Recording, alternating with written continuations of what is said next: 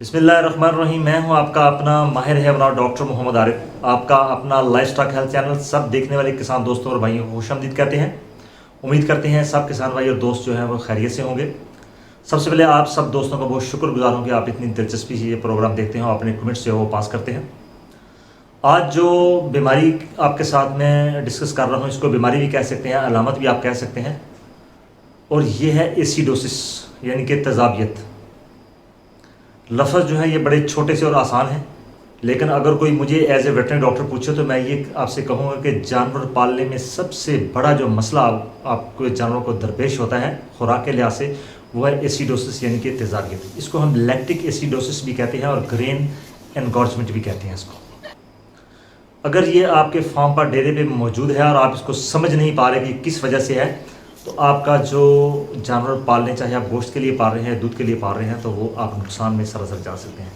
दूसरी अहम बात आपको ये मैं बता दूं कि थोड़ी सी वीडियो लेंथी हो जाएगी, थोड़ी सी लंबी हो जाएगी, और मैं कोशिश करूंगा कि आप तक ये जो इल्म है ये मुकम्मल तौर पर सादा अल्फाज में आपको मैं आपके गोश्त गुजार जो है वो पहुँचा सकूँ इसको। ये जो बीमारी है एसिडोसिस या लैक्टिक एसिडोसिस यानी कि तेज़ाबियत जो है, ये सिर्फ रूमिनेंट्स में है, यानी कि उन जानवरों जिनके 4 मैदे हैं। मैदे के 4 हिस्से हैं जिनके, इनमें भेड़, बकरियां, गाय और भैंसें आती हैं। बाकी ये घोड़ों में और दूसरे जानवरों में ये मौजूद नहीं है। ईद उल अज़हा के लिहाज से ये चूँकि बड़ी अहम है।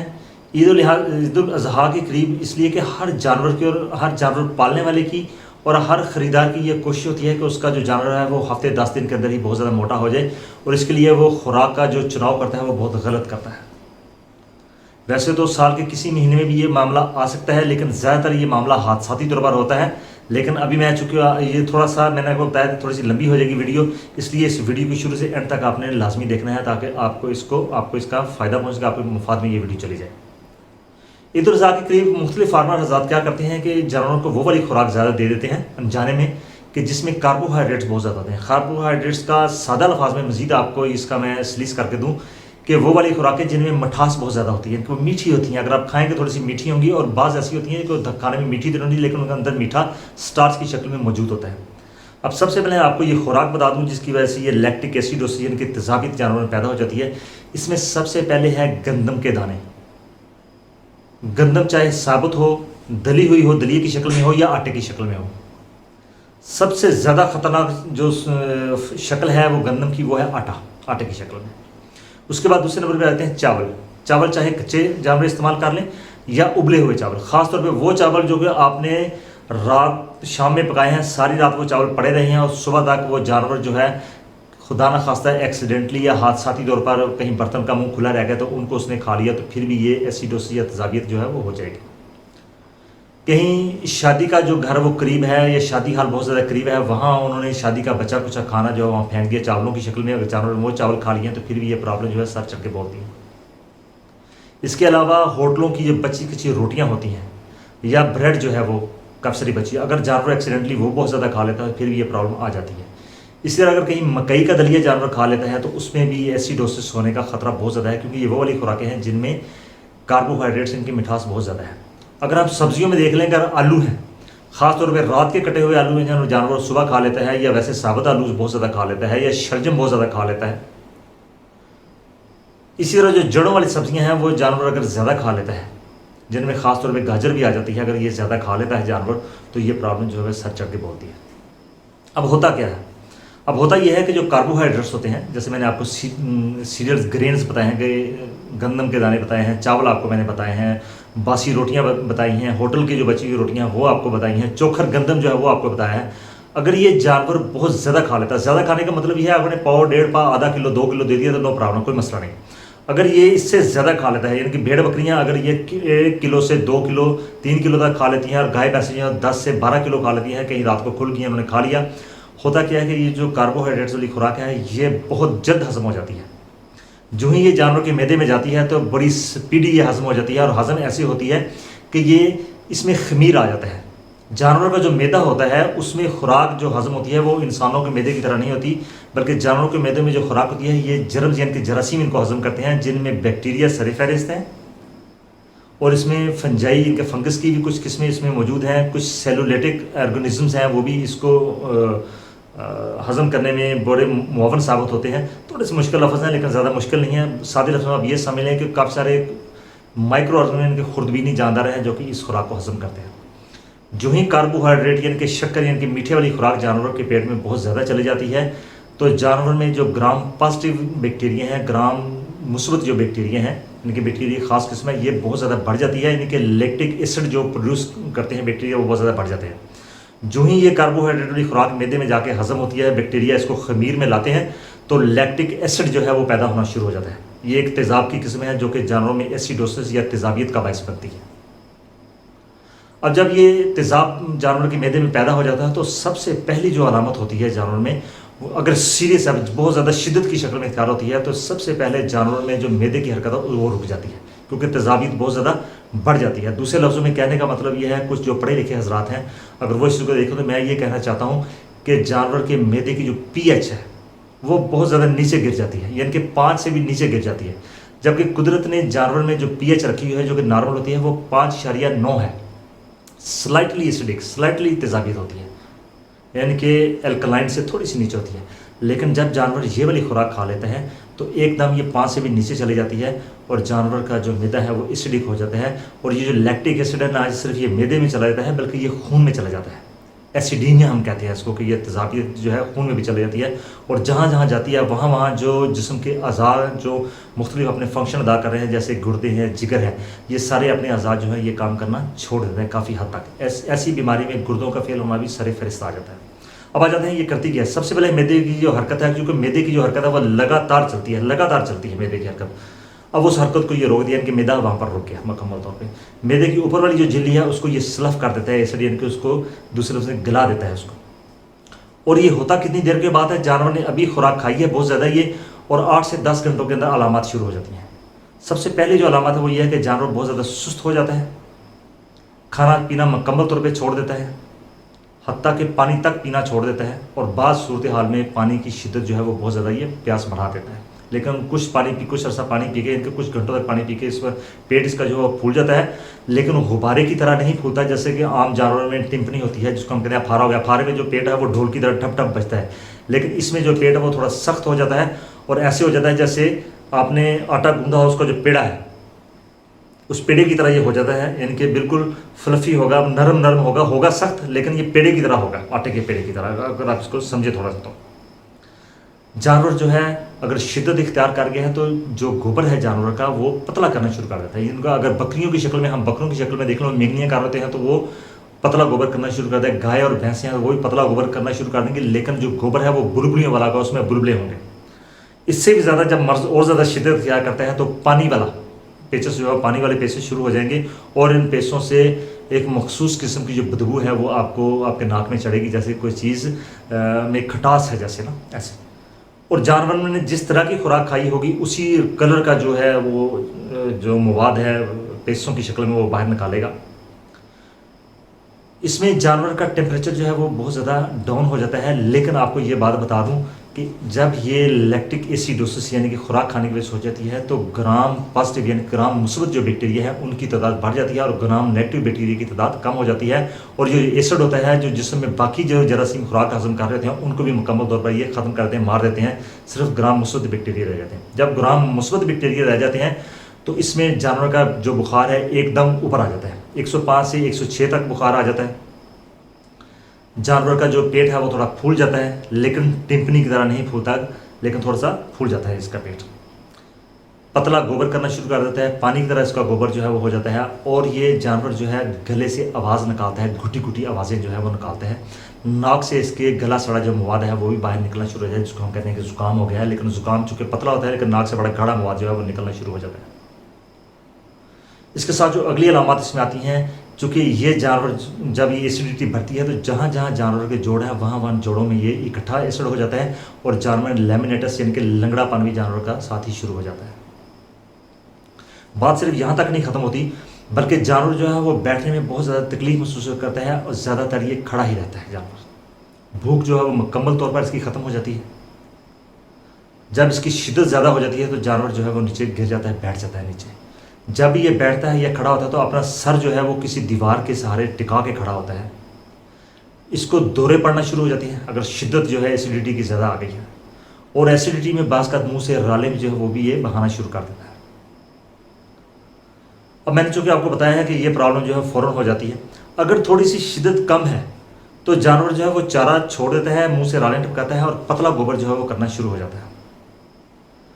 और अगर इससे भी कम सूरत हाल में हम देख लें कि एसिडिटी जो है, आप अगर कार्बोहाइड्रेट वाली खुराक जो है वो ज़्यादा जानवरों को इस्तेमाल कर रहे हैं, प्रोटीन कम दे रहे हैं, तो अलामत तो नज़र नहीं आती, लेकिन जानवर जो है वो आहिस्ता आहिस्ता अपना दूध की पैदावार, अपनी गोश्त की पैदावार जो है वो कम कर देता है। लेकिन जो गोबर का टेक्सचर है, जैसे अगर गाय का गोबर दे वो एक मखसूस किस्म का गोबर है, भैंस का एक मखसूस किस्म का है, बकरियों का मखसूस किस्म का है, वो गोबर जो है ये तोड़ देता है जानवर अपना, लेकिन खाता रहता है, पीता रहता है। आपको इससे अंदाज़ा हो जाना चाहिए कि आप इसको कार्बोहाइड्रेट ज़्यादा दे रहे हैं। इसके लिए करना क्या है? इसके लिए करना यह है कि वो जो वंडे हैं, जो मुतवाज़न वंडे हैं, जिसके मैंने बकरियों के लिए भी और गाय भैंसों के लिए फार्मूला जो है वो आपको बता दिया, अब वो इस्तेमाल कीजिए। लेकिन जो लैक्टिक एसिडोसिस जो है, यानी कि ग्रेन एनगॉर्जमेंट जिसे कहते हैं, ग्रेन ओवरलोड भी इसको कहते हैं, कि जानवर ने दाने बहुत ज़्यादा खा लिए, जब ये प्रॉब्लम हो जाती है, ये अमूमन होती है हादसाती तौर पर। तो जब हादसाती तौर पर होती है तो आपको पता हो जाना चाहिए कि जहाँ पर मैंने जानवर पाले हुए हैं तो मैं इस चीज़ का लाजमी ख्याल रखूँ कि ये कहीं ऐसी जगह पर ना मौजूद हों जो जानवर की पहुँच में और जानवर उनको खा ले और ये प्रॉब्लम जो है पैदा हो जाए। अब आ जाते हैं फ़ौरन से पहले इसके इलाज मुआवजा की तरफ। सबसे पहला जो इलाज मुआवजा है वो ये है कि फ़ौरन से पहले आपने जानवर के आगे से जो जानवर खा रहा है ये वाली खुराक फ़ौरन से पहले साइड पर हटा दें, और जानवर के मैदे में चूँकि तेज़ाबियत पैदा हो चुकी है, एसिडिटी पैदा हुई, अब एसिडिटी को आपने न्यूट्रलाइज करना है, ख़त्म करना है। उसको ख़त्म करने के लिए जो सबसे अहम तरीन चीज़ हमारे पास मौजूद है वो है मीठा सोडा, जिसको सोडियम बाइकार्बोनेट कहते हैं। फ़ौरन से पहले आप जानवरों को मुंह के रास्ते पानी में घोल के ये पिला दीजिए।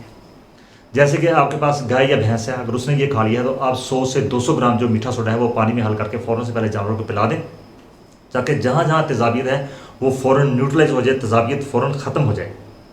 उसके बाद अगली जो है मेडिसिन, उसकी तरफ हम आते हैं। उसके बाद दूसरे नंबर पर आ जाता है कि जितना भी जानवर ने कार्बोहाइड्रेट वाली खुराक खा ली है वो खुराक जल्दी से जानवर के मैदे से बाहर निकल आए। उसके लिए हम सेलाइन परगेटिव यानी कि मैग्नीशियम सल्फेट, अमूमन इसको साल्ट के नाम से जाना जाता है, गाय भैंसों में ये 500 से 700 ग्राम इस्तेमाल होती है, भेड़ बकरियों में ये 100 से 50 से 100 ग्राम इस्तेमाल होती है। नीम गर्म पानी में आपने अच्छी तरह से हल करके जानवरों को ये पिला देनी है। इससे ये होगा कि जो मैदे की रुकी हुई हरकत है, क्योंकि एटोनी हो जाती है मैदे की हरकत एसिडोसिस की मुकम्मल तौर पर जो है बंद हो जाती है, तो ये उसको थोड़ा सा हिला देता है, हरकत जो है वो थोड़ी तेज़ हो जाती है, ताकि इसने जितना भी कुछ खाया वो पेशों की शक्ल में जल्दी से बाहर निकल आए। हाँ, बात सूरत हाल में ऐसा भी होता है कि उसको ज़रूरी नहीं कि जानवरों को पेचेस रखे, बात का जानवरों में सख्त गोबर जो है जानवर करता है, उसके ऊपर म्यूकस चर्बी चढ़ी होती है, बात सूरत हाल में ये भी हो जाता है। लेकिन सारी अलामत जो अब आप जोड़ेंगे तो आपका अंदाज़ा हो जाएगा ये मामला आ चुका है। पहली ट्रीटमेंट में जो हिस्सा है वो है सोडियम बाइकार्बोनेट, दूसरे में आपने देना है मैग्नीशियम सल्फेट। अगर तीसरे में आ जाते हैं, तीसरे में जो आपने एंटीबायोटिक्स का इस्तेमाल करना है ये है हमारे पास पेनिसिलिन ग्रुप। पेनिसिलिन ग्रुप जो है ये ग्राम पॉजिटिव बैक्टीरिया के खिलाफ अपना बहुत अच्छा असर रखती है। ऐसी सूरत हाल में आपने जो पेनिसिलिन जो इंजेक्शन है ये 50 से 100 लाख जो है ये ओरली जानवरों को पिला देना है आपने। अगर आप पिला सकते हो तो ठीक है, वरना आप इसको, अगर बड़ी भैंसें हैं तो आप इसको 40 से 80 लाख यूनिट्स जो हैं वो आपने इसको इंट्रामस्कुलर लगा देते हैं। इसी तरह हमारे पास OTC है, ऑक्सी टेट्रासाइक्लिन है, ये भी कोशिश कीजिएगा आप 1 से 2 वायल जो है वो जानवरों को पिला दें, ताकि उसके मैदे में जो बड़े हुए बैक्टीरिया हैं ग्राम पॉजिटिव वो ख़त्म हो जाएँ, और लैक्टिक एसिड जो है, इनके जो दाने खाने की वजह से, रोटी खाने के, चावल खाने की वजह से जानवर जो पैदा हो रहे हैं उनकी तादाद जो है वो थोड़ी कम हो जाए। उसके बाद जो अगला आता है उसमें आ जाते हैं अमाइनो एसिड्स। अमाइनो एसिड जो हैं वो जानवरों की ज़िंदगी बचाने में अहम तरीन किरदार अदा करते हैं। अमाइनो एसिड में हमारे पास अमाइनोविटाल इंजेक्शन है वो मार्केट में आता है, एमिनोवाइकॉम इंजेक्शन है वो मार्केट में आता है, वो आप अपने डॉक्टर के मशवरे से उसको लगा सकते हैं।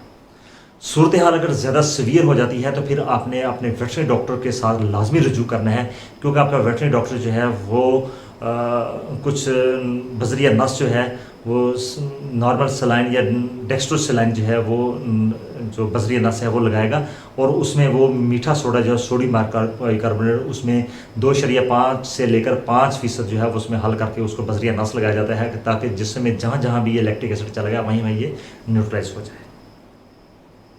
उसके साथ एक छोटा सा और नुस्खा मैं बता दूं, अगर भेड़ बकरियों में कहीं ये मामला हो जाता है तो आपने ग्राइप वाटर, वुडवर्ड्स कंपनी का ग्राइप वाटर जो है, अगर छोटा बकरा है तो आप उसको आधी शीशी फ़ौरन से पहले पिला दें। अगर बड़ा बकरा है तो आप उसको पूरी शीशी पिला सकते हैं, क्योंकि उसमें भी जानवर को भूख लगाने के साथ साथ उसके मैदे को ताकत देने के साथ साथ उसमें सोडियम बाइकार्बोनेट भी उसमें मौजूद है, ताकि वो फोरस वाली एसिडिटी को न्यूट्रलाइज कर दे। इसका जो सबसे अहम तरीन इलाज है वो तो यही है कि सोडियम बाइकार्बोनेट जो कि बजरिया नस जो है वो फ़ौरन से पहले इसको लग जाए। इसके बाद साथ ही आपने इनको मल्टीविटामिन लाजमी देने हैं। मल्टीविटामिन इसलिए देने हैं जैसे मल्टीवोर इंजेक्शन है, ताकि जानवर में एसिडिटी जहाँ पर कम हो रही है, जहाँ उसको एनाफिलेक्टिक, चूँकि शॉक में जानवर आ जाता है बहुत ज़्यादा, उस शॉक से ख़त्म करने के लिए मल्टीविटामिन भी आप इसको देने हैं। और मल्टीविटामिन जो है वो जानवर की भूख को भी बढ़ाते हैं और ह्यूमन में जो मौजूद बैक्टीरिया हैं जो भी कुछ बच चुके हैं उनकी ग्रोथ को भी ये बेहतर कर देता है। इसके साथ साथ एक अहम चीज़ जो है वो ये है कि सोडियम बाइकार्बोनेट जो है उसको नॉर्मल सलाइन में हल करके 500 ml जो है वो नॉर्मल सलाइन होती है, और उसमें 10 से 20 ग्राम जो है वो आपने सोडियम बाइकार्बोनेट डालना है। और उसके अंदर यीस्ट पाउडर, जैसे एक्टीरिया यीस्ट है, उसका 1 चम्मच आप उसमें डाल के आपने डायरेक्ट उसको रूमन में डालना है, क्योंकि ये बेसिकली रूमिनल डिजीज़ है। तो रूमन के अंदर डायरेक्ट जो है वो डॉक्टर साहब जो है वो इंजेक्ट करते हैं, और साथ ही आप उसको, जैसे औरतें आटा गूंथती हैं, आपने उस जो रूमन है उसको, अगर डॉक्टर साहब मौजूद नहीं है तो फ़ौरन से पहले ये जो आपने बेसिक चीज़ है जैसे मीठा सोडा और सोडियम बाइकार्बोनेट ये आपने और मैग्नीशियम सल्फेट दिया है, तो साथ ही आपने उसके मैदे को यूं यूं हाथ से दबाना है ताकि उसके मैदे की हरकत जो है वो बहुत ज़्यादा तेज़ हो जाए। ये इसकी मखसूस ट्रीटमेंट है, इसको आपने नज़र में रखना है। और 3 से 4 दिन जो है वो जानवर ले लेता है ठीक होने में, अगर ज़्यादा सीवियर नहीं है। अगर जानवर ने 10 से 18 किलो से ज़्यादा बड़े जानवरों ने खा लिए हैं तो उसकी जो मौत है वो यकीनी है। और इसका जो एक और हल है वो है सर्जरी। अगर आपके एरिया में कहीं अच्छे सर्जन मौजूद हैं तो वो फ़ौरन से पहले, अगर कीमती जानवर है तो उसके जो रूमन है उसको रूमेनोटोमी हम कहते हैं, उसको खोल के उसके अंदर से जितना भी उसने खाया वो सारा का सारा बाहर निकाल देते हैं, ताकि मैक्सिमम जो है जानवर ने कार्बोहाइड्रेट्स वाली जो खुराक है वो खा ली वो जिस्म से बाहर आ जाए और जानवर है वो जो बच सके। इसके मुतल्लिक आपके जहन में किसी भी किस्म का सवाल आता है तो आप मुझसे बिला झिझक पूछ सकते हैं। इंशाल्लाह मैं आपको पूरा मुतमिन करने की कोशिश करूँगा। प्लीज़ इस वीडियो को आप अपने दूसरे फार्मर दोस्तों हजरात के साथ लाजमी शेयर कीजिए। और मैं आपको एक और चीज़ बता दूं कि जब भी आपने कुर्बानी वाला जानवर ख़रीदना है तो कोशिश कीजिए कि उसको चोखर और जो गंदम है वो बहुत ही थोड़ी थोड़ी मिकदार में आप दें, और अकेला नहीं देना, बल्कि चोखर गंदम के साथ थोड़े से चने आप उसको दे दें, थोड़ी सी खल उसमें डाल दें, ताकि जो बैलेंस है वो बराबर प्रोटीन का और कार्बोहाइड्रेट का रह जाए। और एक और बात जहन में रखिए कि हफ्ते के अंदर अंदर जानवर ने मोटा नहीं होना, बल्कि जब आप जानवर ने कुर्बानी का आपने जानवर खरीद लिया है और हफ्ता 10 दिन रह गए हैं तो सिर्फ आपने उसकी सेहत को मेंटेन करना है, सिर्फ आपने उसको सब्ज़ चारे पर रखना है, थोड़ा सा वंडा साथ देना है, ज़्यादा उसको पेट भर के नहीं देना। क्योंकि अच्छा एक और चीज़ इसमें बता दूँ, अगर आप सारी वीडियो देख रहे हैं तो आपके लिए बहुत ही नफ़ेमंद है। जानवर जब कार्बोहाइड्रेट खा रहा होता है तो वो फ़ौरन से पहले अंदर निकल लेता है। जैसे उसने चावल खा लिए जल्दी जल्दी खा लिए, गंदम आपने उसने खा लिया तो फटाफट 2-3 मिनट में अंदर खा ले रहा है। आम सूरत हाल में यह है कि जब भी आपने जानवरों को गंदम देनी है या चोकर देना है तो उसको आपने तूड़ी के अंदर मिक्स करके देना है, क्योंकि जब जानवर ज़्यादा चबाएगा तूड़ी को और गंदम को तो उसके मुंह से सलाइवा निकलेगा, जैसे थूक जिसे कहते हैं वो निकलेगा, और थूक जो है वो एल्कलाइन होता है, वो तेजाबी को साथ साथ ही ख़त्म करता चला जाता है। लेकिन चूंकि इस सूरत हाल में जानवर को मौका नहीं मिलता कि उसके मुँह से सलाइवा निकले, क्योंकि उसने फ़ौरन से पहले अंदर निकल लिए। ऐसी सूरत हाल आप जहन में रखिए कि जब भी आपने जानवरों को दाने देने हैं या कहीं चोकर देना है तो उसके साथ तूड़ी या चारा आप लाजमी दें, ताकि जानवर ज़्यादा देर के लिए मुंह में इसको चबाता रहे, ताकि जो कुदरती तौर पर अल्लाह पाक ने जो सिस्टम रखा हुआ है सलाइवा प्रोड्यूस करने का, थूक प्रोड्यूस करने का, वो एल्कलाइजर है, बेसिकली वो एसिडिटी का दुश्मन है, दूसरे आप कह लें कि उसको ये बराबर कर देता है। और जो 5.9% आपको मैंने pH बताई है वो इसी तरह मेनटेन होती है। ये चैनल जो है ये ख़ास तौर पे आप लोगों के लिए इसलिए बनाया गया है कि आप सीखें, सीखना आपका हक है और इल्म से पर्दे हटाना जो है मेरा फ़र्ज़ है। आपका बहुत शुक्रिया। बेल आइकन को ज़रूर प्रेस कीजिए और नए आने वाले साथी जो हैं लाइफस्टॉक हेल्थ चैनल को ज़रूर सब्सक्राइब कर लीजिए, ताकि आप हमारी लाइफस्टॉक हेल्थ फैमिली का हिस्सा बन सकें। आपका बहुत शुक्रिया। अल्लाह हाफ़िज़।